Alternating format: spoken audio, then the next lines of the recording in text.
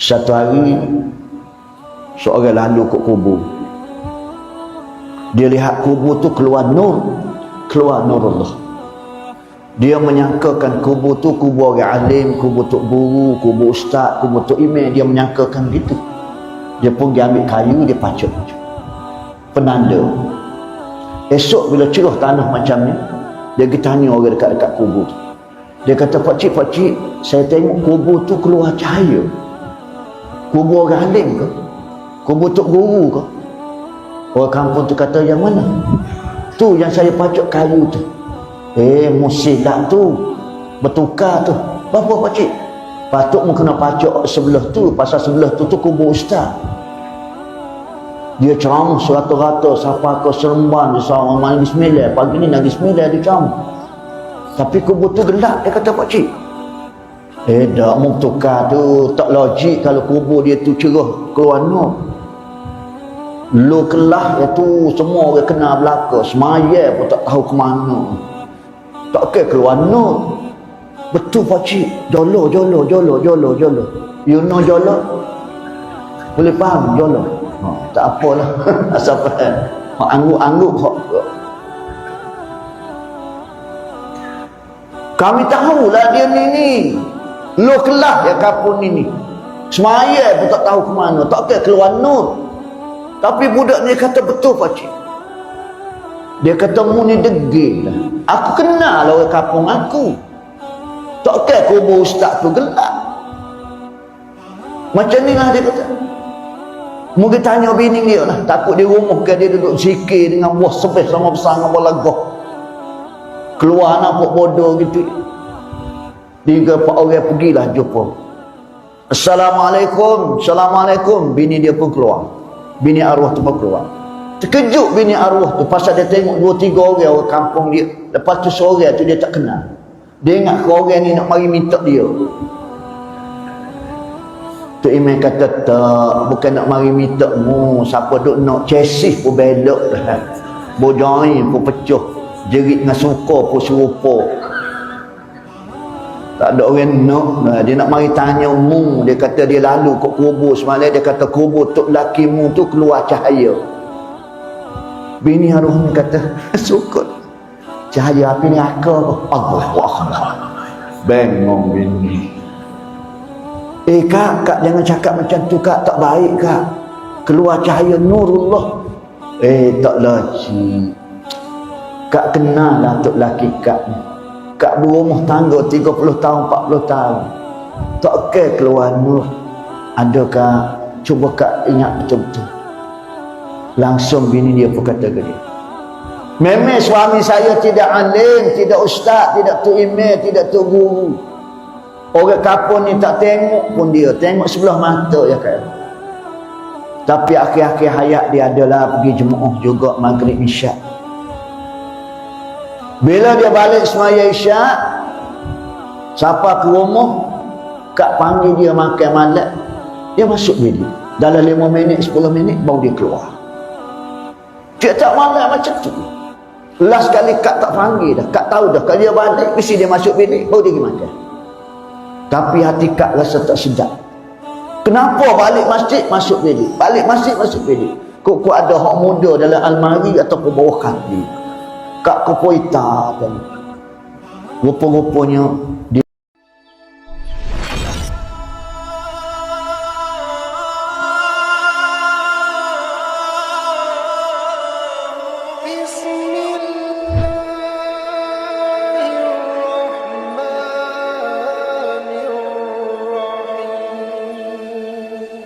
Assalamualaikum warahmatullahi ta'ala wabarakatuh. Alhamdulillahi rabbil alamin, nahmaduhu wa nasta'inuhu wa nastaghfiruh wa na'udzu billahi min syururi anfusina wa min sayyiati a'malina. May yahdihillahu fala mudilla lahu wa man fala hadiya lahu. Wassalatu wassalamu ala rasulillahil karim wa ala alihi wa sahbihi ajma'in. Qala rabbi shrah li sadri wa yassir li amri wa hlul 'uqdatam min lisani yafqahu qawli. Subhanaka la ilma lana illa ma 'allamtana innaka antal alimul hakim. Wala haula wala quwwata illa billahil aliyyil azim. Amma ba'd. Muslimin muslimat sidang jemaah yang dirahmati Allah Subhanahu wa taala. Pertama-tamanya mari sama-sama kita panjatkan rasa syukur yang tidak terhingga kepada Allah Subhanahu wa taala. Kerana Allah taala masih lagi memberi nikmat yang cukup berharga kepada kita. Allah taala bagi lagi kita boleh meneruskan kehidupan yang mana Allah Ta'ala telah matikan kita pada malam tadi. Lepas itu Allah Ta'ala hidupkan kita balik. Satu nikmat yang cukup besar Allah Ta'ala berikan pada kita. Atas dasar itulah bila kita sedar daripada tidur, kita disarankan supaya mengatakan alhamdulillahillazi ahyana ba'dama amatana wa ilaihin nusyur. Terima kasih banyak ya Allah, Mu hidup kami setelah mematikan kami. Sebagai tanda kami bersyukur dengan nikmat Mu hidupkan kami balik. Kami boleh meneruskan urusan-urusan kehidupan kami. Kami boleh cari makan, kami boleh berkeluarga, kami boleh beranak pinak, boleh meneruskan urusan-urusan kehidupan. Sebagai tanda kami bersyukur padamu, kami mari di rumahmu, mari ke masjid, dan kami nyatakan kesyukuran kami kepadamu ya Allah. Usalli fardhu subhi raka'ataini ada'an ma'muman lillahi ta'ala. Sebagai tanda kita bersyukur Allah Ta'ala bagi nikmat yang cukup besar pada kita pada pagi. Muslimin muslimat mati Allah Ta'ala, kita sedar daripada tidur bukan neutral. Bukan neutral, bukan berlaku dengan sendiri. Ada satu kuasa yang menghidupkan kita balik. Kadang-kadang kita tak fikir, kita berasa pesing dia. Bila kita tidur, nyenyuk dan sebagainya, sampai satu tiga kita puas, orang Kelantan kata puas tidur. Kita pun sedar, kita berasa benda tu berlaku dengan sendiri. Silap banyak kita tu, silap banyak. Kita tak nampak satu kuasa di sebalik itu yang menghidupkan kita. Payah juga tuan-tuan nak mari perasaan lagu ni. Awaluddin ma'rifatullah. Pertama-tama sekali kalau kamu nak beragama, mesti mengenali Khaliq, pencipta yang maha memiliki segala-galanya. Baru mari dalam perasaan kita. Maknanya apa yang berlaku ni adalah kehendak Allah Subhanahu wa taala. Bila kita mari perasaan lagu ni ibu-ibu, sudah tentu akan terdetik dalam hati dan fikiran kita. Amat-amat bersyukur sangat pada Allah Ta'ala. Allah Ta'ala menghidupkan kita. Dan di samping itu Allah Ta'ala masih lagi memberi rasa kasih sayang dia kepada kita. Sebab itu pada pagi ini kita boleh ada di sini.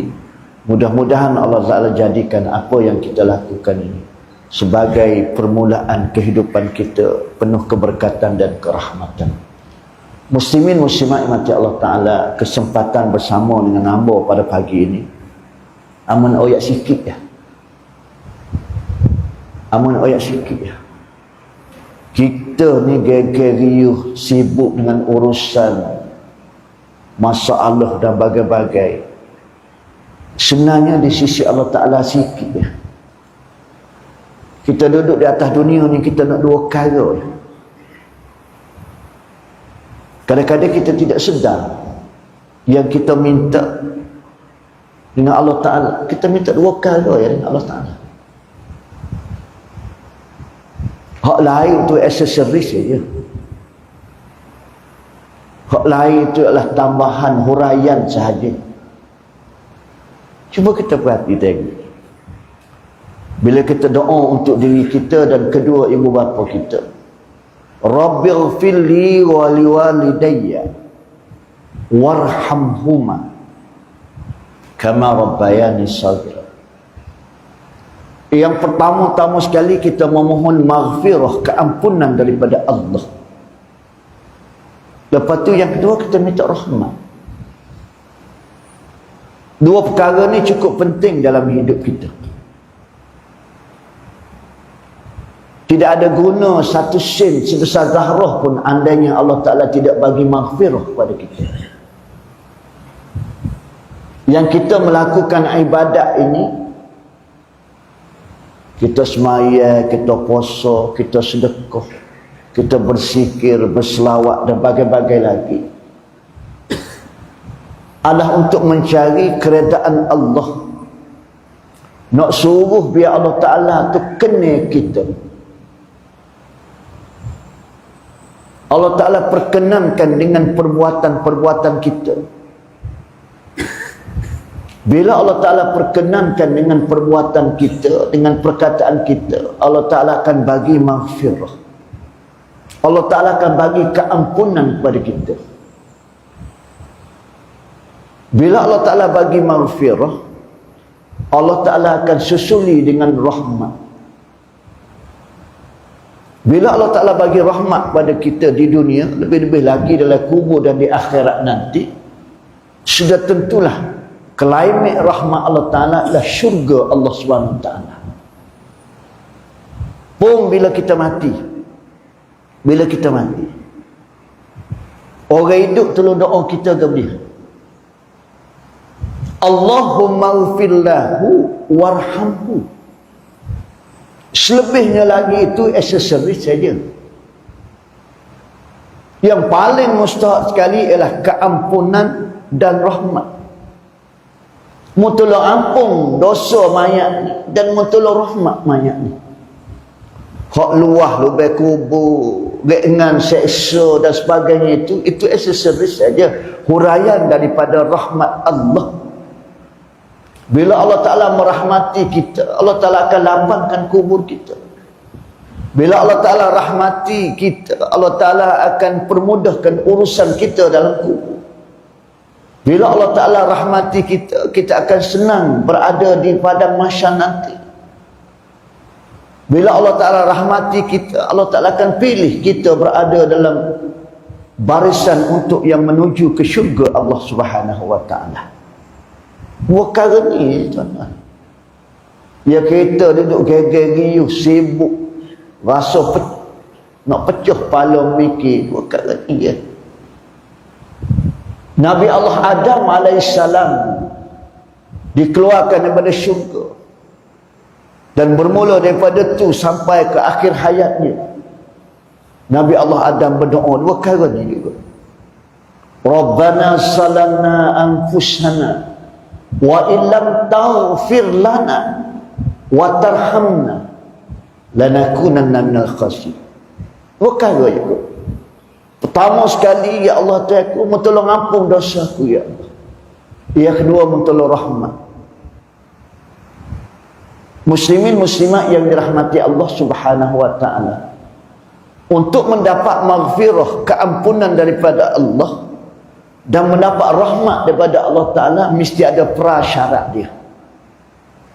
Mesti ada prasyarat dia. Apa syaratnya? Syarat untuk mendapat maghfirah dan rahmat daripada Allah Ta'ala, pertama-tama sekali kita mesti mendapat mardatillah, mendapat keredaan daripada Allah. Biar Tuhan redha kita, biar Tuhan redha kita. Tuhan redha dengan kelakuan kita, Tuhan redha dengan perbuatan kita, Tuhan redha dengan perkataan kita, Tuhan redha dengan kehidupan kita. Radhiyallahu anhum wa radu'an, saling redha meredai.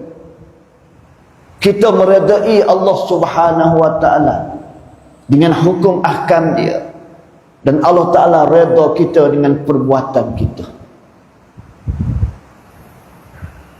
Muslimin muslimat yang dirahmati Allah Ta'ala, agak-agaklah, agak-agak seharian kita ni Allah Ta'ala redha ke dengan kehidupan kita. Orang Kelantan kata agak-agak Tuhan kena ke dengan perangai kita. Agak-agak Tuhan suka ke dengan kehidupan, perangai, liku kehidupan kita. Ambo tanya, ambo tuan-tuan tanya tuan-tuan,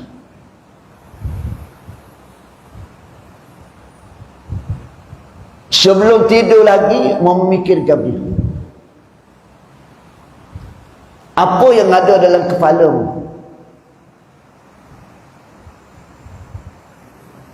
Kalau ada dunia dalam fikiranmu, sudah tentu mu akan memikirkan tentang urusan-urusan keduniaanmu. Cari makan, berkeluarga, apa-apa saja. Urusan-urusan kehidupan. Tapi kalau memikirkan tentang aku,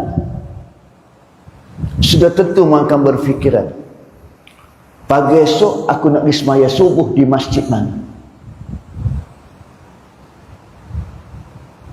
Pagi esok aku nak pergi semaya subuh di masjid mana? Aku mesti selesaikan dulu urusan Allah. Aku nak suruh biar Allah Ta'ala perkenankan diri aku. Nak suruh Allah Ta'ala redha pada aku. Sudah tentu aku akan melakukan kerjaan-kerjaan yang menjurus ke Allah Ta'ala syukur. Kita dengan anak-anak kita, anak-anak kita akan berfikiran bagaimana nak suruh biar ibu bapa dia tu syukur kepada dia. Dia akan memikirkan kerja dia, kelakuan dia, perangai dia, percakapan dia menjurus ke arah nak suruh biar ibu bapa syukur. Dan ibu bapa syukur itulah orang panggil redha. Anak-anak tidak akan melakukan pekerjaan yang menjurus ke arah ibu bapa marah. Ibu bapa tidak syukur. Ibu bapa tidak berkenan dengan kerja-kerja, perangai, kelakuan. Sudah tentu dia akan berfikiran, apa sahaja dia memikirkan bagaimana nak suruh menambah hati seorang ibu dan bapa. Lebih-lebih lagi kita dengan Allah Subhanahu wa Ta'ala. Bagaimana kita nak memikirkan supaya kita ni biar Tuhan kenal dan Tuhan suka kita. Sudah tentu kita akan melakukan pekerjaan-pekerjaan yang dipanggil sebagai ibadah. Tuhan kenal semaya Jumaat. Tuhan kenal kita bersedekah. Tuhan kenal kita baca Quran. Tuhan kenal kita berzikir. Tuhan kenal kita mengingati dia sepanjang hayat hidup kita. Muslimin muslimat yang mati Allah Subhanahu wa Ta'ala. Selalu hamba sebut dalam kuliah-kuliah hamba, kita nak tahu Allah Ta'ala ni ada dalam hati kita. Kita nak tahu Allah Ta'ala ni ada dalam hati kita apabila kita dengar laungan azan. Cuba kita perhati, muazzin akan melaungkan azan. Dia akan menyebut Allahu Akbar 4 kali. Yang lain 2 kali je. Asyhadu an la ilaha illallah, asyhadu anna Muhammadar Rasulullah, hayya 'alas salah, hayya 'alal falah. Disebut lagi Allahu Akbar belakang sana. Kenapa Allah Ta'ala ulangi kalimah Allahu Akbar? Pasal dia tahu bapakmu ni bengong, bapakmu ni bodoh. Kalau aku tak ulang-ulangi, tak erti. Tak tahu. Allahu Akbar. Tak ada lah yang paling maha besar aku. Tak ada lah yang paling besar aku. Sungguh kamu kata aku ni maha besar? Sungguh? Ataupun ada di bibir mulutmu sahaja, I love you Allah. Mana bukti yang menyatakan bahawasanya mu cinta, kasih, rindu dan sayang kepada aku? Mana bukti? Kalau mu sayang, kasih, rindu dan cinta kepada manusia, sudah tentu akan berlaku proses pengorbanan. Mu akan berkorban apa saja Hujan, panas, ribut, siang, malam, susah tahu mana. Mu akan cari harta, cari duit untuk membahagiakan anak dan isteri daripada muda sampai ketua. Kerana dalam hatimu ada rasa kasih sayang cinta kepada anak isteri. Aku. Ada mukurban siapa gitu sekali.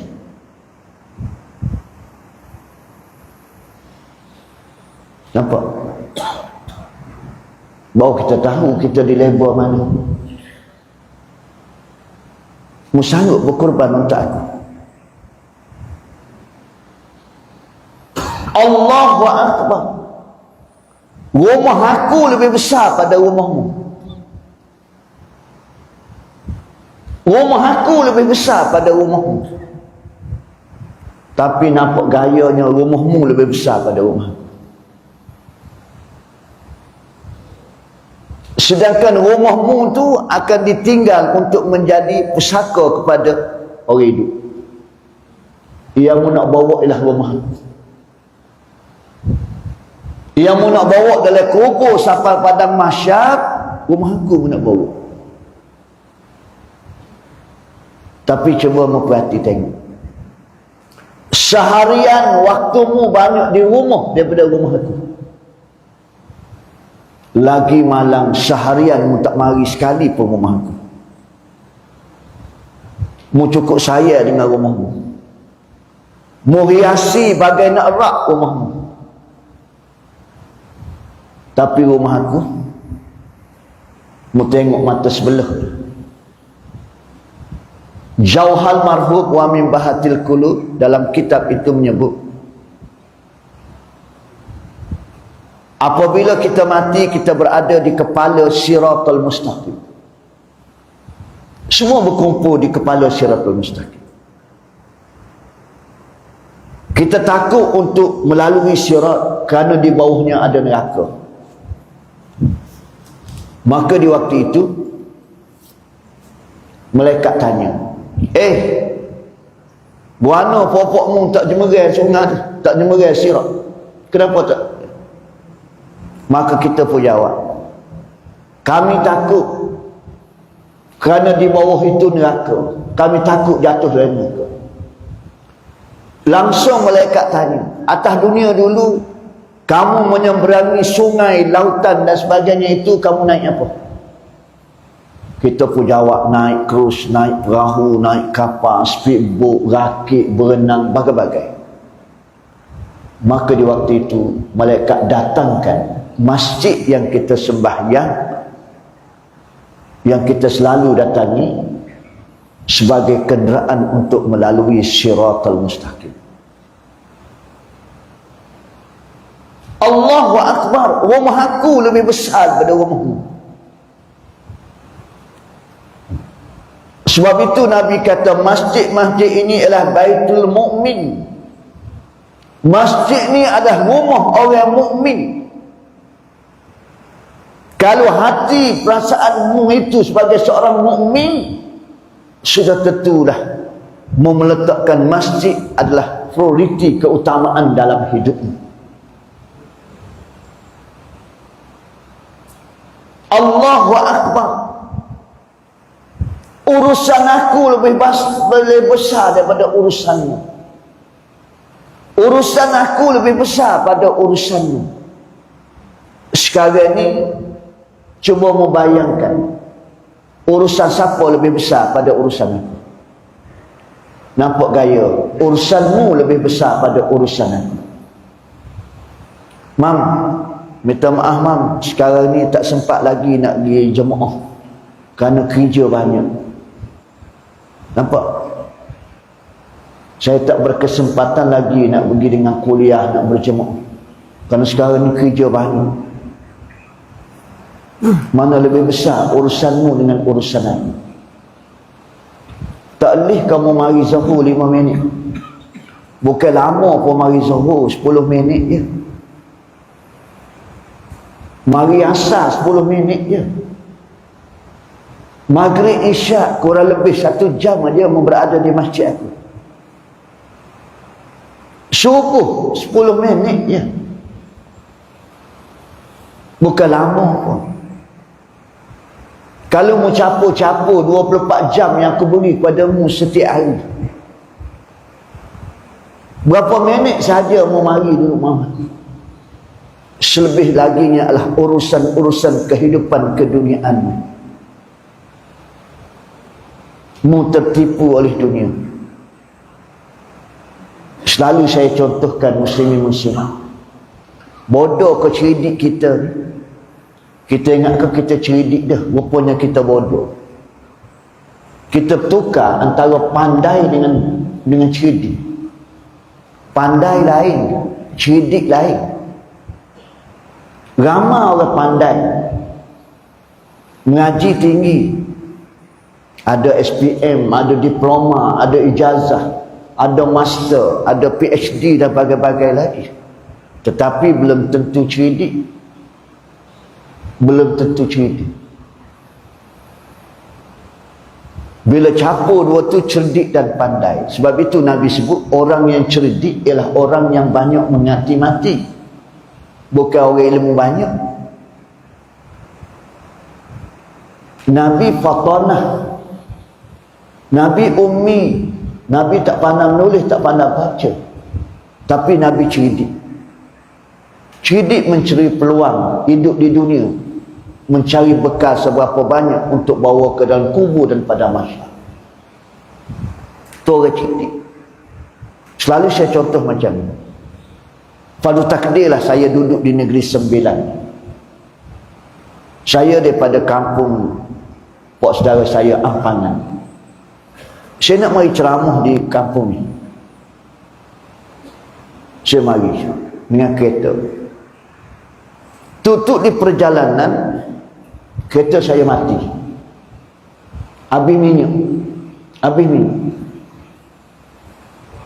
Orang pun ramai mari 2-3 orang.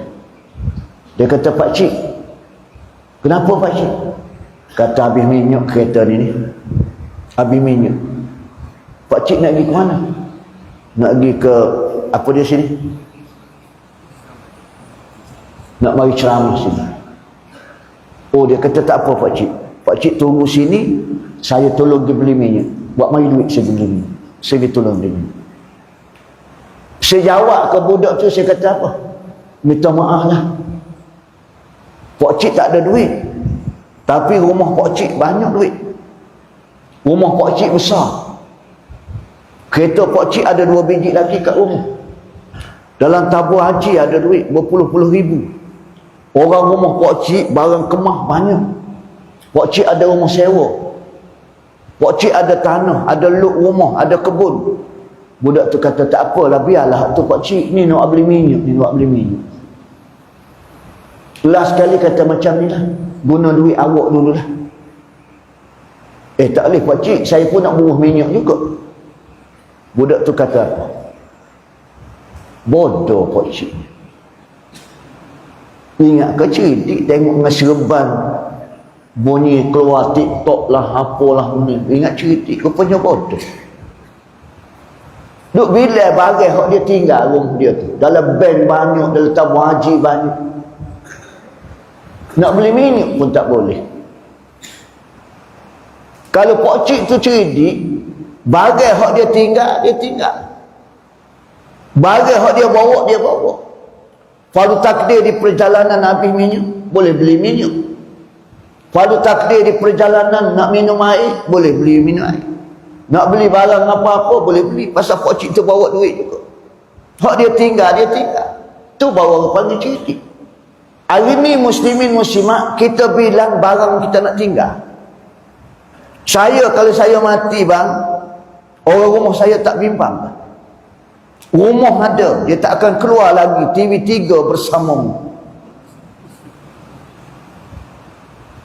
Kereta saya ada 3 biji, saya tinggal rumah saya. Lok rumah saya tinggal. Senang dah anak bini saya. Kita bilang barang kita tinggal, barang kita nak bawa.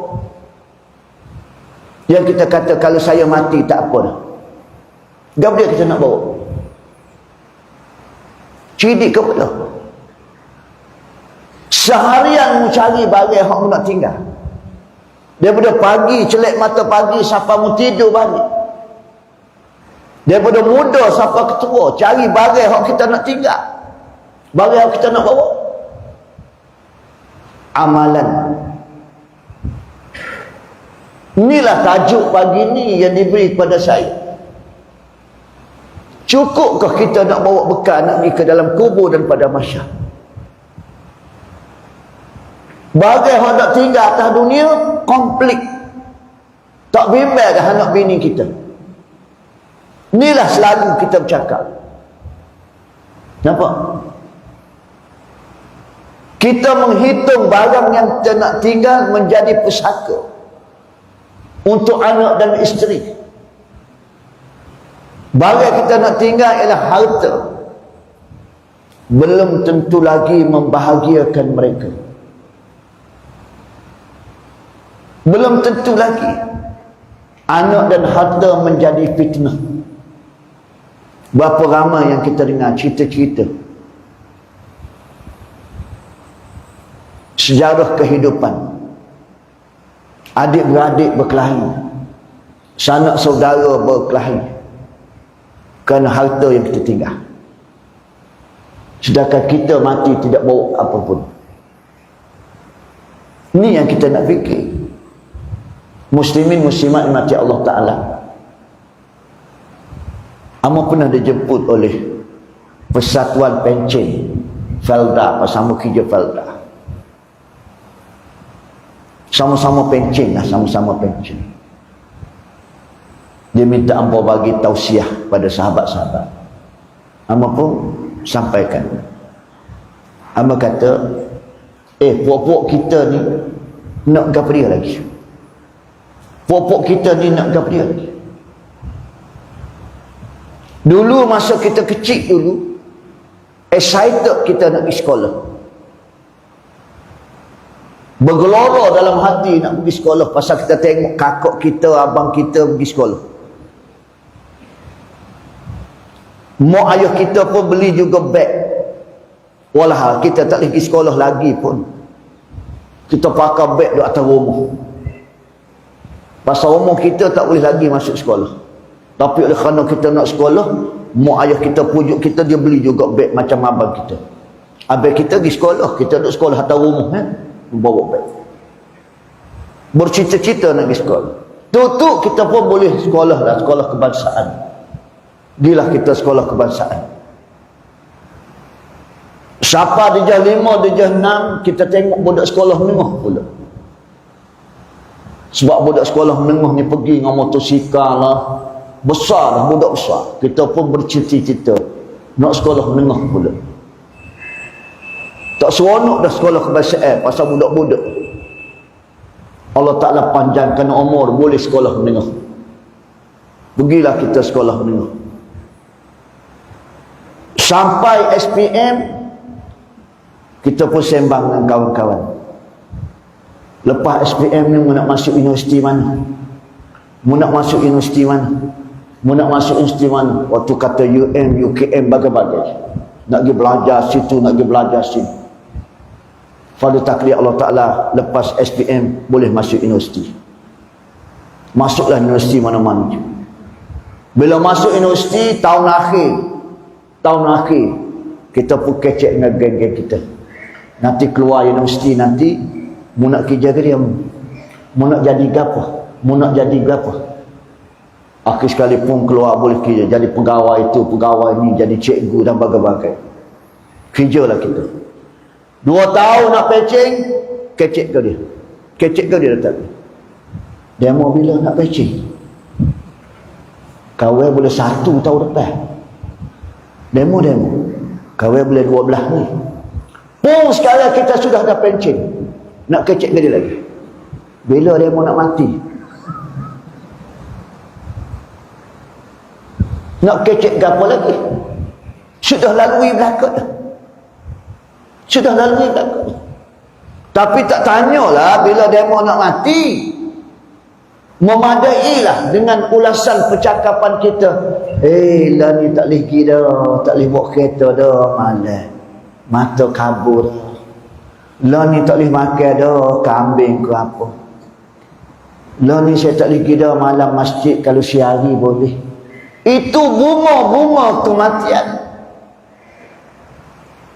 Nak apa dia lagi kita? Nak apa lagi? Semua kita sudah lalui. Maknanya muslimin muslimat, kita berada di ambang kematian. Tak mikir lagi kita. Tak sir jemaah lagi. Tak sir dengar orang ngajar lagi. Tak sir mengkalikan baca Quran lagi. Apa kita nak geria? Masih lagi kita leka dengan kehidupan. Sedangkan apabila kita berada dalam kubur nanti, tuan-tuan tahu tak? Dalam kitab Alam Barzah disebut, satu hari ibu-ibu, Rasulullah balik ke rumah. Rasulullah memberi salam, dan Siti Aisyah menyahut salam Rasulullah. Dan Siti Aisyah berdiri dan buka pintu. Langsung Rasulullah kata, tak usah nyusuh lah demo, duduk. Tak usah berdiri lah, tak usah berdiri. Duduk. Siti Aisyah kata, tak apa. Ini sebagai satu adab, aku menghormatimu ya Rasulullah. Adab Siti Aisyah Rasulullah ajar kepada kita. Bila suami balik, kena berdiri. Ibu-ibu lagu mana bila suami balik? Telpa batai getah balik depan estru. Suami doa assalamualaikum, assalamualaikum. Bukalah pintu tu, tak kunci pun. Allah. Tapi mari dengar orang mengajar, dengar kuliah. Pagi semalam dengan Ustazah Asma, Ustazah siapa ni? Husni. Angguk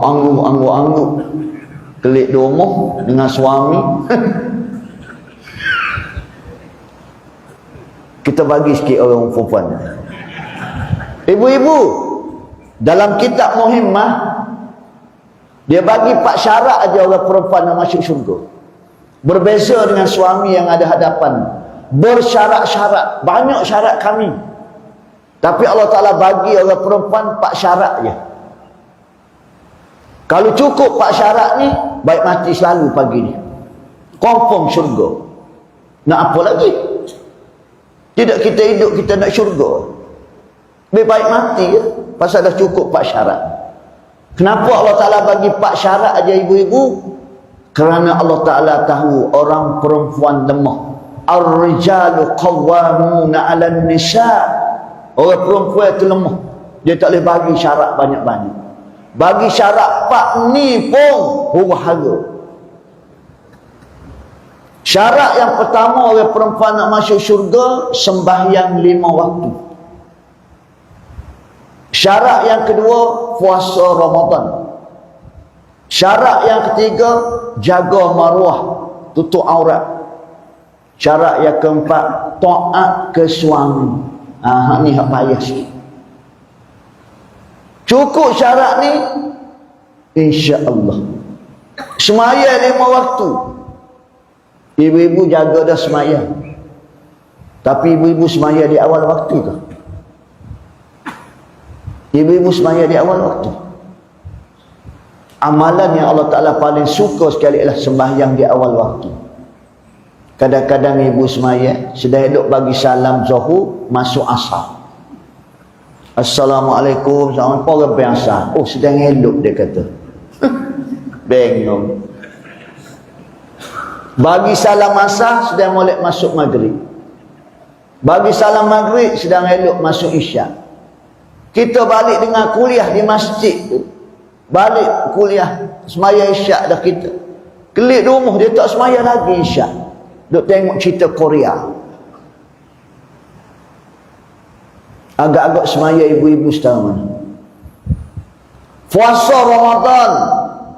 Puasa Ramadan. Memang pahala banyak orang perempuan daripada orang lelaki pahala puasa. Kerana orang perempuan tiap-tiap hari menyediakan jaudah untuk orang berbuka puasa. Dalam rumah dia tu ada 5 orang, 6 orang, 7 orang. Dialah yang menyediakan jaudah. Berbagai-bagai menu. Kita tak tolong-tolong pun, tak ada, tidur je kita. Pasal puasa kan. Tidur bawah-bawah kursi gitu. Dialah cawak hotel menyediakan jaudah. Tapi pahala puasa dia habis dalam kuali, dalam periuk. Sambil-sambil kau kita tak boleh tolong sikit rambut dah tolong lain puasa juga bawa. Siapa dekat nak buka puasa pun merepek lagi. Habis puasa situ. Tutup aurat, jaga maruah. Dalam masjid tengok warak nampak dalam masjid. Kau tengok petai kat dia lepas asal duduk nyapu sapuh depan rumah. Ada pakai gini t-shirt body XXL, pakai t-shirt size L. Musing serba di nampak. Taat ke suami, Masya Allah. Baru balik kat jemaah Yasin. Yasin wal Quranil Hakim. Pun balik rumah, suami tak angkat kain di jemuran. Allah Rabbi ya Karim. Tak boleh nak arak langsung orang tua ni. Tak tolong, la ilaha illallah. Tak ada guna satu sen. Saat ni baru wa maliyalah. Ni hak belakang sana. Tak maaf lah panggil sangat. Ni kecek bahasa surat ni, kalau bahasa Kelantan lagi parah. Oh, dah betul.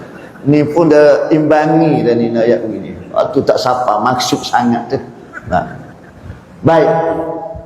Muslimin muslimat yang dirahmati Allah Subhanahu wa taala. Bila Nabi masuk dalam rumah, Nabi pun kata kepada Siti Aisyah, duduk. Siti Aisyah pun duduk selesai. Rasulullah pun ambil kepala dia pun tidur atas riba Siti Aisyah. Nabi tidur atas riba Siti Aisyah. Romantik. Kita kalau terang buat gitu.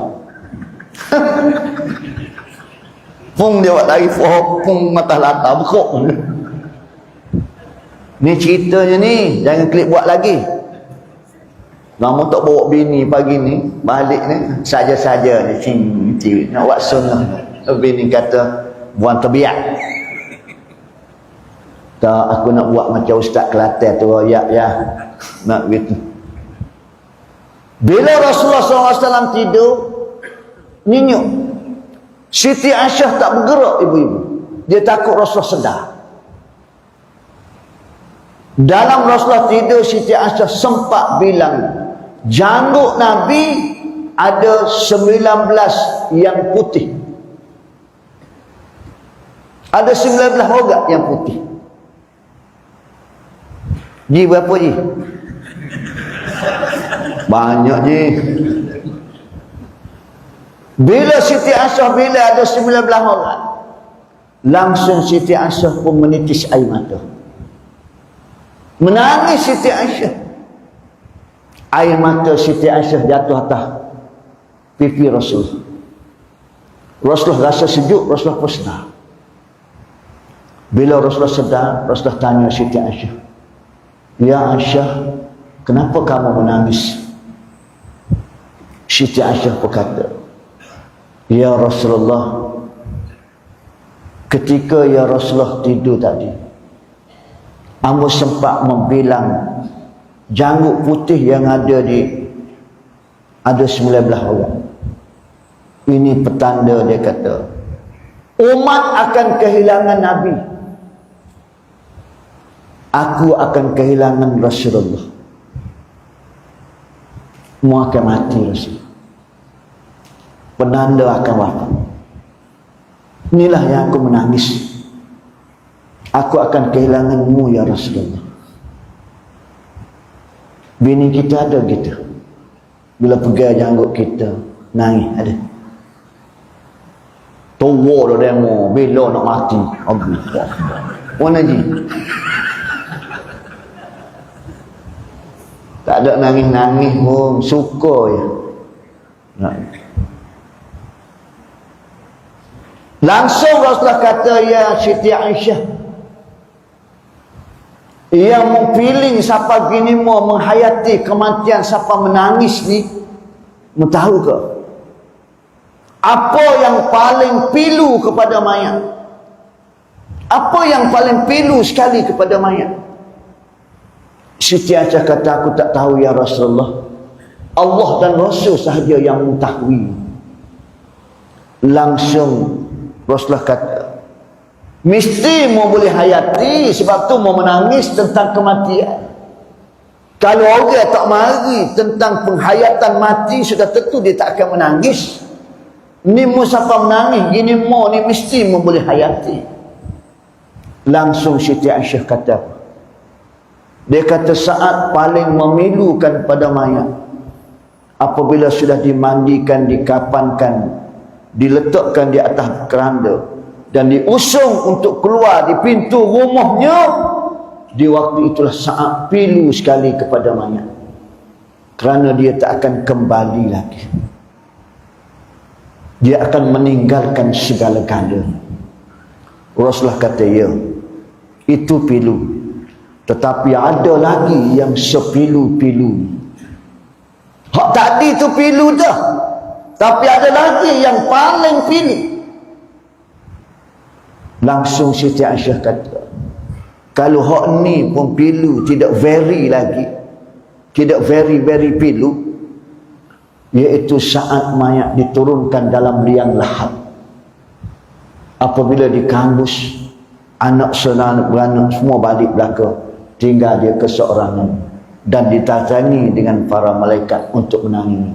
Inilah saat paling memilukan. Rasulullah kata, jala, betul, itu saat memilukan, tapi ada lagi yang very pilu. Ada lagi saat yang paling pilu. Hatta Siti Aisyah kata, tak tahulah aku ya Rasulullah, Allah dan Rasul sahaja yang tahu. Kalau hak tadi pun tak pilu sangat lagi, hak ni pun tak pilu sangat lagi, tak tahu.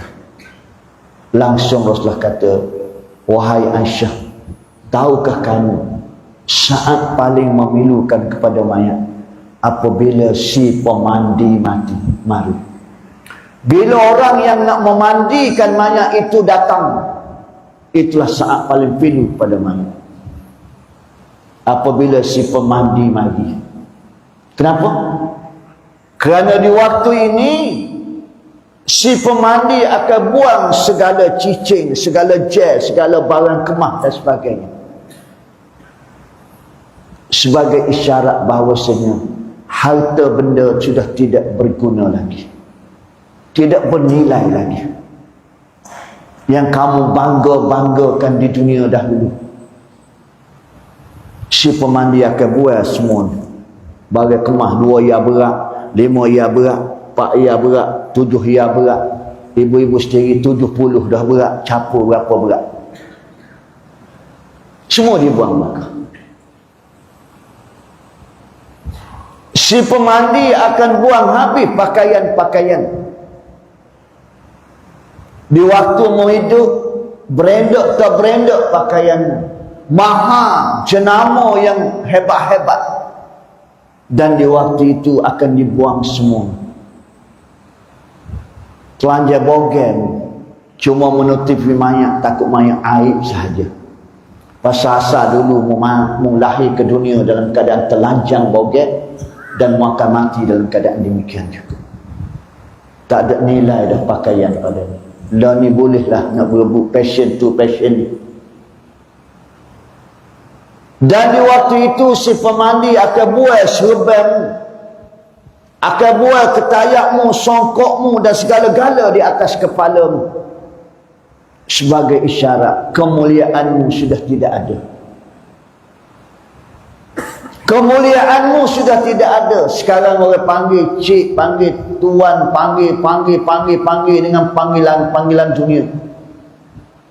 sekarang ini semua sekali adalah mayat belaka. Dan di waktu inilah mayat memohon kepada si pemandi dengan hina-hina, mu jangan gosok aku kuat-kuat sangat, perlahankan gosokkanmu itu, aku baru sahaja.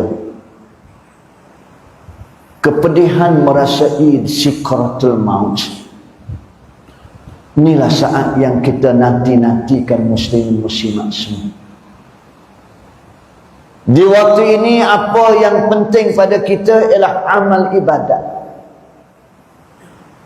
Apabila kita berada di kubur nanti di alam barzakh, Al-Quranlah yang akan menemani kita apabila didatangi oleh nuka nakir. Siapa dia mu?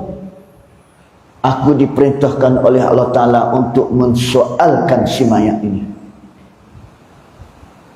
Al-Quran kata, kalau nak soal molek.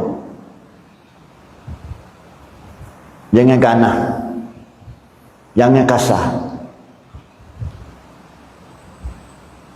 Membuat tak molek ke mayat, berembahlah kita dua. Papa. Pasal atas dunia dulu dia jaga aku. Sekarang siapa masanya aku jaga dia pula. Agak-agak Quran jaga kita ke tak, tuan-tuan? Agak-agak Quran jaga kita ke tak? Sehidup kita tidak pernah khatam. Seharian kita tak baca Quran. Nabi sebut dalam satu hadis Nabi SAW, hujan panas ribut, susah sibuk setara mana pun, walaupun macam mana pun kena baca Quran 10 ayat satu hari satu malam. Orang yang tak baca Quran 10 ayat satu hari satu malam, orang itu akan dikuasai oleh syaitan. Ulama mentafsirkan dikuasai oleh syaitan adalah 3 perkara. Yang pertama, fikiranmu dikuasai oleh syaitan. Perkataanmu dikuasai oleh syaitan. Dan perbuatanmu dikuasai oleh syaitan. Apa maksudnya? Fikiranmu dikuasai oleh syaitan. Mu memikirkan tentang keduniaan, kebendaan, kehidupan sahaja. Mu tidak memikirkan tentang bekal kematianmu. Pasal syaitan menjurus ke arah memikirkan kakak. Mu fikir hati. Perkataanmu, fikiran dikuasai oleh syaitan. Kecekmu berkaitan dengan harta, ngapitih mah.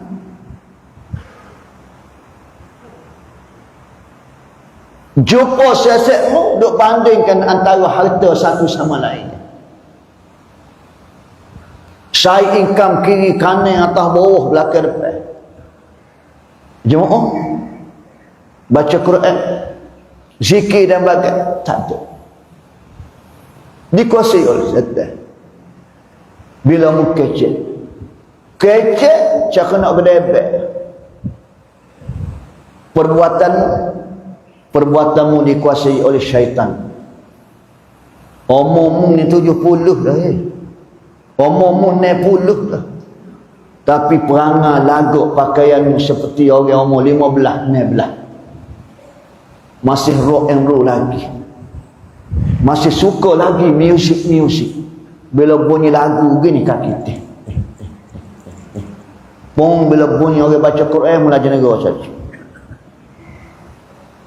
Boleh faham? Nabi kata lagi, rumah tangga yang tidak dibaca Al-Quran 10 ayat satu hari satu malam, rumah tangga akan dikuasai oleh syaitan. Mak tak baca Quran, ayah tak baca Quran, anak tak baca Quran, keluarga itu dikuasai oleh syaitan. Fikir sehari tengah hari, makan, cari makan, nak suka, nak berhibur, nak seronok. Kampung halaman yang tak dibaca Al-Quran 10 ayat 1 hari 1 malam. Kampung halaman dikuasai oleh syaitan. Muslimin muslimat semua, hamba dilahirkan di tengah bandar Kota Baru. Walaupun ayah hamba orang Rembau, orang Cengkau, tapi hamba dilahirkan di Kota Baru. Tempat yang selalu hamba berjemaah, arwah mak ayah hamba bawa ialah Masjid Muhammadi Kota Baru. Daripada hamba kenal dunia sampai ke hari ini, setiap waktu Masjid Muhammadi akan berkumandang kalam Allah. Masa hamba kecil-kecil dulu, dia pasang piritah Syekh Mahmud Al-Khusair. Seluruh pelosok bandar Kota Baru didengari dengan kalam Allah. 10 minit sebelum nak azan, muazzin Bilal Masjid Kota Baru, Haji Mohtar, Johan Qori antarabangsa sebagai Bilal situ, dia akan memperdengarkan bacaan secara live setiap waktu. Bila Haji Mohtar mati, diganti dengan Bilal Ustaz Haji Nordin, guru Quran saya yang sekarang masih hidup lagi. Silih berganti. Seluruh pelosok bandar Kota Baru akan dengar kalam Allah. Dan orang-orang di kedai-kedai, di pasar-pasar, di mana-mana saja memberi peringatan bahawasanya dekat nak masuk waktu dah. Bersiap sedialah. Sempat lagi balik nak mandi, sempat lagi nak menguruskan apa-apa. Kerana selalunya kalau bunyi orang baca Quran di masjid itu petanda 15 minit akan masuk waktu. Tutup bunyi bel, Allahu Akbar, Allahu Akbar. Baru sedar tidur. Baru sedar masuk waktu. Tak sempat.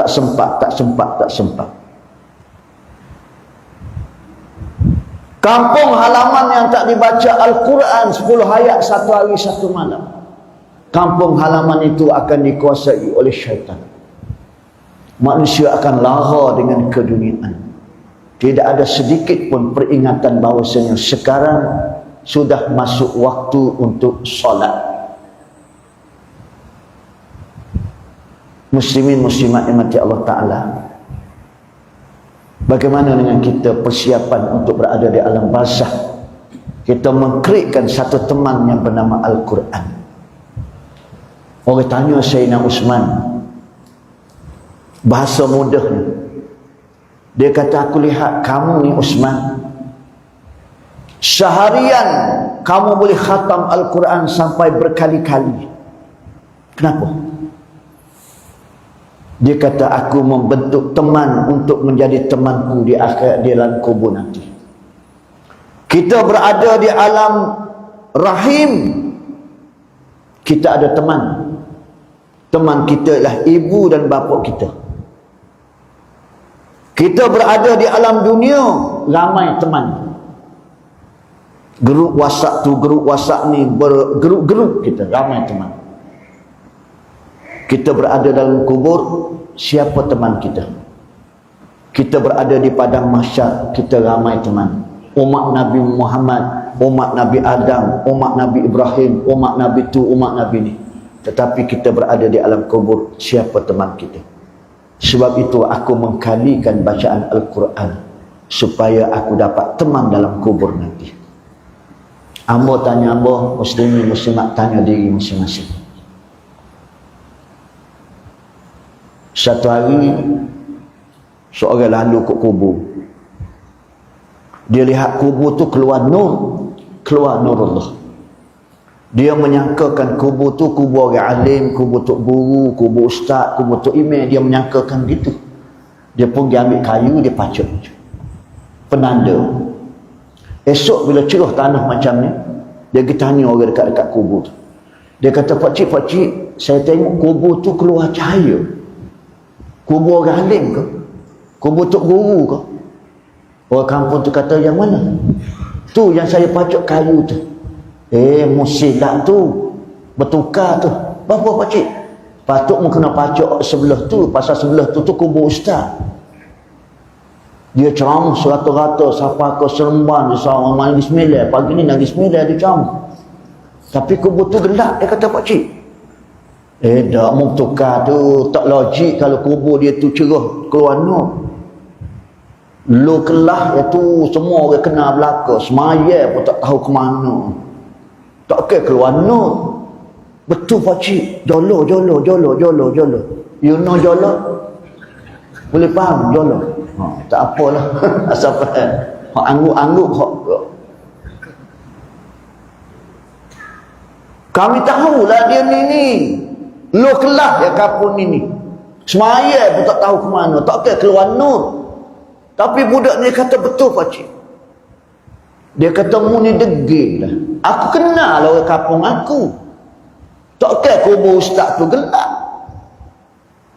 Macam ni lah dia kata. Mungkin tanya bini dia lah. Takut di rumah ke dia duduk zikir dengan buah sepeh sama besar dengan buah lagoh. Keluar nampak bodoh gitu. 3-4 orang pergilah jumpa. Assalamualaikum. Assalamualaikum. Bini dia pun keluar. Bini arwah tu pun keluar. Terkejut bini arwah tu pasal dia tengok 2-3 orang kampung dia. Lepas tu seorang tu dia tak kenal. Dia ingat ke orang ni nak mari minta dia. Tu Imam kata tak, bukan nak mari minta mu. Siapa duk nak cesis pun belok dah. Bojai pun pecah. Jerit dengan suka pun serupa. Tak ada orang nak. Dia nak mari tanya mu. Dia kata dia lalu kat kubur semalam. Dia kata kubur tok laki mu tu keluar cahaya. Bini arwah ni kata syukur. Cahaya api ni akal. Allahu Akbar. Bengong bini. Kak jangan cakap macam tu kak. Tak baik kak. Keluar cahaya nurullah. Tak lagi. Kak kenal lah tok laki kak ni. Kak berumah tangga 30 tahun, 40 tahun. Tak ke keluar nur. Adakah? Cuba kak ingat betul-betul. Langsung bini dia pun kata ke dia. Memang suami saya tidak alim, tidak ustaz, tidak tu imam, tidak tu guru. Orang kampung ni tak tengok pun dia. Tengok sebelah mata ya kan. Tapi akhir-akhir hayat dia adalah pergi jemaah juga maghrib isyak. Bila dia balik semaya isyak, siapa ke rumah, kak panggil dia makan malam, dia masuk bilik. Dalam 5 minit, 10 minit baru dia keluar. Dia tak malam macam tu. Last kali kak tak panggil dah. Kak tahu dah kalau dia balik, mesti dia masuk bilik, baru dia pergi makan. Tapi hati kak rasa tak sedap. Kenapa balik masjid, masuk bilik? Balik masjid, masuk bilik.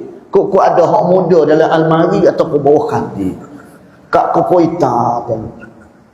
Rupa-rupanya dia ambil Al-Quran atas rak dia tu. Dia pun balik. Apa dia kata? Minta maaf Al-Quran, aku tak boleh baca. Menitik air mata dia. Esok dia balik lain pula. Bila dia tak ada kat rumah, kak pun curi masuk tengok Quran dia. Kak tengok setiap helai yang dia balik tu, gelembung-gelembung air mata yang menitik. Orang ni berkata, itulah kak. Di sisa air mata, keinsapan, taubat dia, itulah yang Allah Ta'ala kira. Mari daripada hati kecil dia, menangis dia pasal tak boleh baca Quran. Orang tidak tahu nostalgia hidup dia. Waktu dia kecil lagi, ibu bapa dia sudah bercerai. Ayah dia bini lain, mak dia belaki lain. Dia hidup mengharapkan simpati orang. Siapa dia nak urus mengaji Quran dia? Siapa nak urus belajar dia? Bila dia besar, dia ada tenaga, dia pun kerja. Masuk estate. Dalam estate tak ada masjid, tak ada kuliah, tak ada apa. Jumpa jodoh 2 kali 4, 4 kali 2 dalam tu. Naluri manusia yang ada bibit-bibit iman. Bila di usia seperti kita, tengok orang semaya nak semaya juga. Langsung mari ke masjid. Malam jemaah orang bagi Yasin satu-satu. Dia pun ambil juga. Orang lain boleh baca, dia pah belek-belek. Orang tak habis lagi, dia habis dia. Orang tak tanya pun dia tak baca Quran. Tak pandai baca Quran. Menangis hati dia. Menangis hati dia. Sedih dia pasal tak boleh baca Quran. Sebab itu dia merayu pada Allah Ta'ala, minta maaf, Al-Quran aku tak boleh baca. Jadi muslimin muslimat tak payah belajar Quran, balik nangis, balik nangis 2 minggu dengar cerita Ustaz Muhtar kena tangkap pejabat agama. Bukan ayah ping, ayah tak. Apa maksud muslimin muslimat? Alangkah comel lotanya pakcik yang menangis ini. Sesudah dia insaf, dia mula mengorak langkah mencari tok guru. Bapa kubur ustaz tu gelap. Sedangkan ustaz baca Quran sedap, siap fasahah, tajwid, bertukar tu Imam Mekah dengan Madinah. Bapa gelap. Ustaz pandai baca Quran tetapi ustaz takabur, ustaz ujub, ustaz riak, ustaz sum'ah. Allah Ta'ala tolong amalan ustaz. Alangkah comelnya kalau pakcik ustaz tu perbetulkan nawaitu dia lillahi ta'ala. Nampak? Hebat Al-Quran tuan-tuan. Inilah bekal kita lagi. Seterusnya lagi yang dapat memberi sedekah. Siapa yang banyak sedekah akan luah kubur dia. Kerana dikatakan dalam kitab Azkar, kalau mu nak suruh lubang kubur mu luah, maka melalui sedekah. Melalui sedekah. Tanyalah diri masing-masing. Ada seorang pengayuh beca. Pengayuh beca. Kami di Kelantan panggil gatih teksi. Sini teksi ni kereta sewa kan. Orang Kelantan panggil teksi. Bahasa suratnya panggil beca, roda 3. Dia dengar kuliah. Tok guru tu baca bab Allah kat pukul 9 dah. Boleh kan tuan-tuan? Nampak tak bergerak tuan-tuan? Sikit lagi dah. Dia dengar kuliah. Tok guru tu buka bab apa? Bab sedekah. Kehebatan bersedekah. Dia mari satu perasaan dia tak boleh nak sedekah pasal dia kais pagi makan pagi, kais petang belum tentu lagi. Tapi pengkuliah ni hebat. Dia kata kalau kita tak boleh bersedekah dengan duit, dengan harta, sedekahlah dengan apa yang ada pada kita. Tenaga, buah fikiran, kerana Allah Ta'ala bayar dia. Wa ma anfaqtum min syai' fa huwa yukhlif. Kalau mu menginfakkan, mu bersedekah sesuatu yang ada padamu, nescaya aku akan ganti. Syai' tak semesti duit, tenaga, fikiran, apa saja. Dia pun mari fikir. Dia ada teksi, dia ada beca. Dia berniat, siapa-siapa dia yang naik beca dia pada hari Jumaat, free, dia tak akan ambil tambang. Bapa dia pilih hari Jumaat? Kerana hari Jumaat Allah Ta'ala ganda-gandakan pahala. Kalau hari biasa Allah Ta'ala bagi RM1, Allah Ta'ala ganda 10. Jumaat bagi RM1, Allah Ta'ala ganda 70. Ramadan RM1, Allah Ta'ala ganda sampai 700 malah lebih. Maka dia pilih hari Jumaat. Dia pun keluar. Bila dia keluar, ada seorang perempuan tu, Pakcik, beca, teksi lah beca. Dia pun mami. Besar perempuan tu. Allah tu. Pakcik ni kata Allah besarnya pahala. Buat mari kecil-kecil sudahlah pahala tu. Mek nak gimana Mek? Nak pergi depan tu ya, dekat ya. Pakcik ni pun naik bawa kepit tayar gratis pakcik, belok ring turun. Bila hak tina tu turun, hak tina ni bertanya, pakcik berapa tambang? Pakcik ni kata tak apa Mek, tak apa. Pakcik ni ada, siapa dia naik teksi, naik beca pakcik hari Jumaat, pakcik free. Pakcik, yang perempuan ni pula tak erti bahasa sungguh. Dah pakcik tu kata free, dia ingat ke pakcik ni gelenyar, gatal. Ke pakcik tak nak ambil tambang pasal saya perempuan. Marah pakcik ni kata tak men, dia kata Hak rumah pak cik comel pada mek lagi. Mek ni seguni berah tak cukup. Terasa hati hak tina tu. Dia kata siapa hati pak cik ni kata aku ni huduh benar. Besar benar aku. Nantilah. Pak cik ni pun tak boleh nak katih dah taksi dia. Beca dia belok ring. Balik rumah. Bini pula sembuh. Gata. Tak pada tua gata. Dia dah tahu orang perempuan besar tu nak ambil apa lagi. Dia kata aku tak nak bagi naik dah. Dia naik. Dia nak naik. Nak. Seminggu tak gayuh besar. Baik kering. Duduk seminggu pun keluar pula. Bini dia pesan dah. Kalau jumpa hak besar-besar jangan ambil. Biar pala kecil-kecil tak apa. Asal nak pala jadi bala pula. Mata macam takut nampak. Sekejap. Soal kau poti. Allahu Akbar. Kona betul poti lagi. Teksi nak kona main-main. Beca depan main terbalik. Mentapung mari dekat. Mek jangan naik lagi. Bobo. Seminggu dah poti tak katih beca. Usuk beca. Jangan gitu poti. Ke poti nak pala. Betul poti nak pala. Tapi poti tak si pala besar-besar gini. Nak kecil-kecil.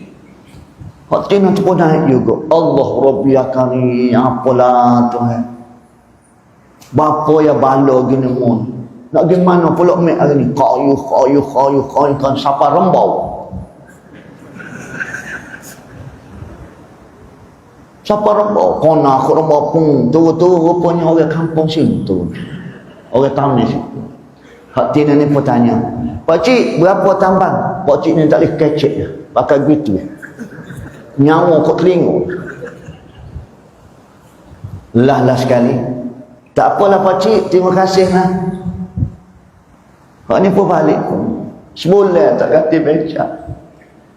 Bini dia kata ke dia, boleh nak ganti beca ni, tapi jangan pergi kampung tu. Jangan lalu ikut rembau tu, jangan lalu ikut sekitar. Pakun kok lain, kok kalau pilah kalau tak apa. Pakcik ni pun lah dia. Relax, tak jumpa dah tu. Bila penat relax atas taksi lainnya. Sementara bunyi Assalamualaikum. Tengok hak tino tu pula. Allahu Akbar. Pakcik ni kata mek hari ni kalau mek naik beca pakcik kata. Bapa yang mek main menyusahkan pakcik ni? Mek ni duduk mana? Pakcik tak bawa dah ke rembau ke mana. Pakcik main kat ni. Apa mek cari pakcik? Tak pakcik, hari ni hamba tidak nak pergi ke mana dah. Saja hamba cari pakcik. Cari buat apa? Hari ni hamba nak pergi kenal rumah pakcik. Jangan buat pasal. Lalu orang kaya beca ni buat balik ikan, buat balik sayur, ni buat balik hacul lebur taksi pakcik dengan pakcik hacul. Mek tahu tak hak rumah pakcik tu adik sikit pada rimau. Yang main-main tak apa pakcik. Mek tak apalah pakcik yang hura-hara tu. Pun naik juga Allah. Kayu-kayu pun. Dia kata tu rumah pakcik. Bila tunjuk tu rumah pakcik, menangis pakcik. Menangis perempuan tu. Allah hura-hara pakcik ni buat apa pula menangis pula dengar kata rumah hacul aku.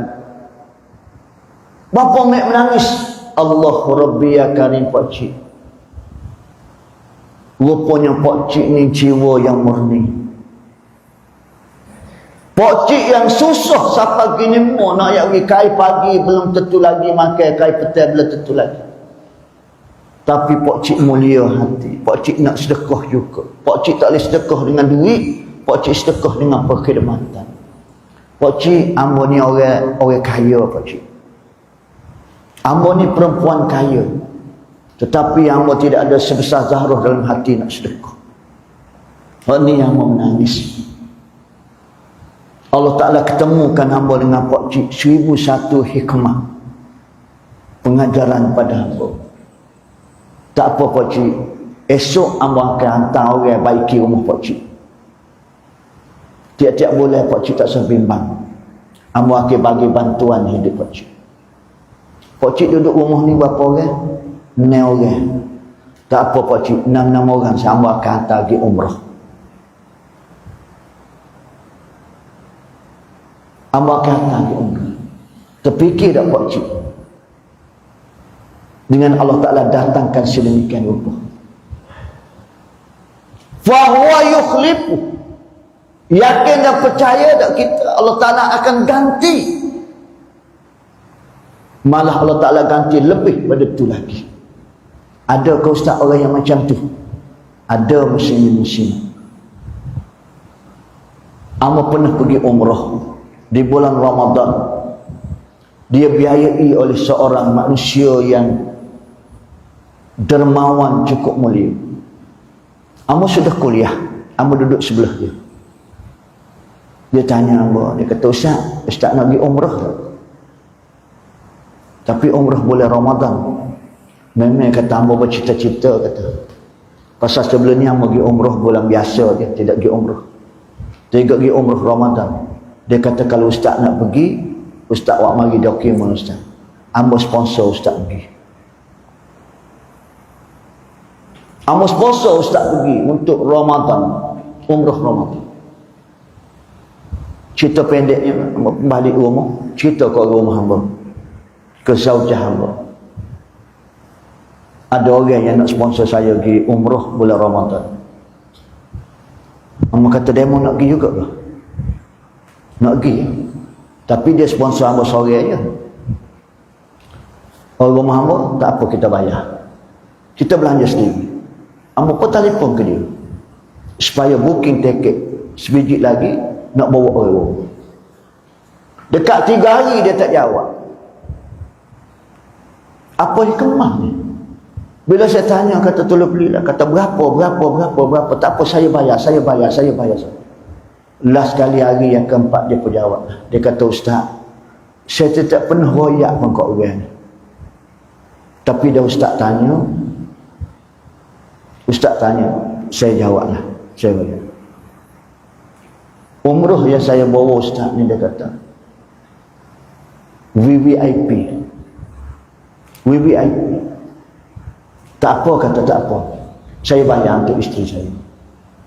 Nasib baik dia tak sempat beli tiket untuk isteri saya. Anak saya yang di island tu, dia baru WhatsApp, dia break semester boleh balik.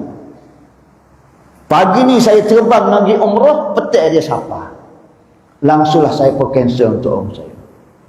Bila saya nak pergi umrah dengan hamba Allah Ta'ala ni, rupa-rupanya sudah 10 tahun dah dia sponsor kurang lebih 10 orang setiap tahun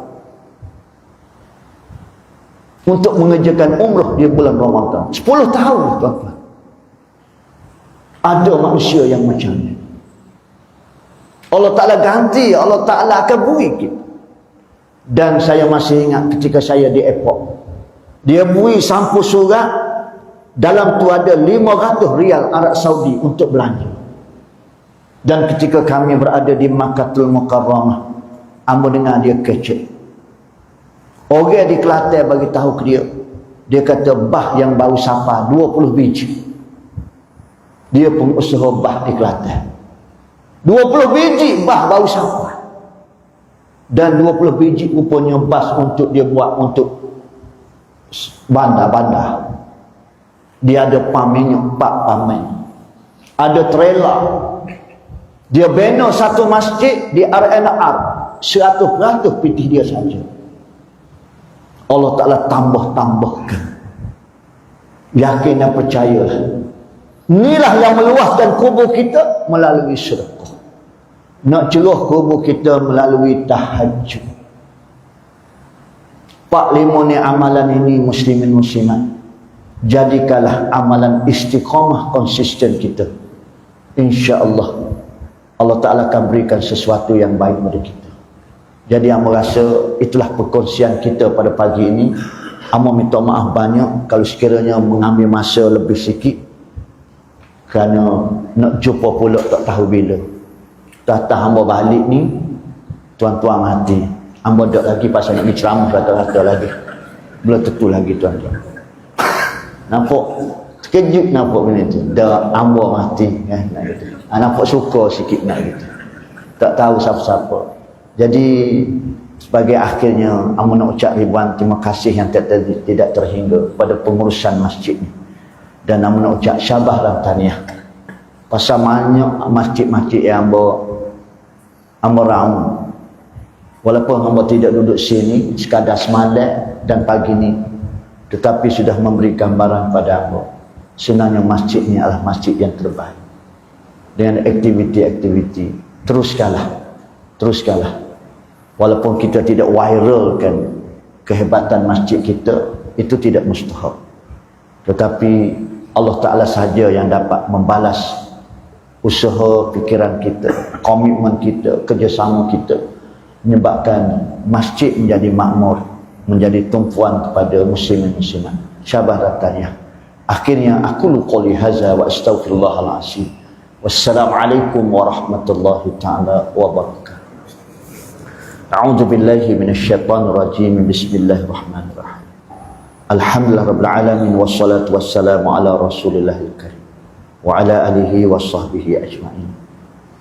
Allahumma inna nas'aluka ilman nafi'an. Ya Allah, ya Tuhan kami, kalau nak bagi ilmu pada kami, ya Allah, berilah ilmu yang memberi manfaat pada kami dunia dan akhirat. Wariskan thayyibah, kena bagi rezeki pada kami, ya Allah, rezeki yang penuh keberkatan dalam hidup kami, mudah-mudahan kami bahagia dunia dan akhirat. Wa amalan mutaqabbala, ya Allah, ya Tuhan kami, terimalah segala amal ibadat kami yang tak seberapa ini, ya Allah, serta memberi keampunan kepada kami, ya Allah. Dengan Kau sajalah kami memohon, merayu dan meminta segala karunia. Allahumma rabbana atina fid dunya hasanah wa fil akhirati hasanah wa qina adzabannar. Walhamdulillahirabbil alamin. Takbir.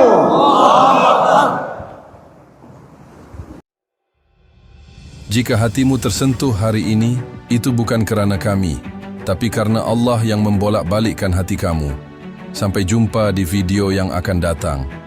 Teruslah belajar, teruslah berubah menjadi lebih baik. Jaga iman, jaga hati, dan jangan lupa doakan kami. Jangan lupa like, share, dan subscribe agar semakin banyak yang akan mendapat manfaatnya.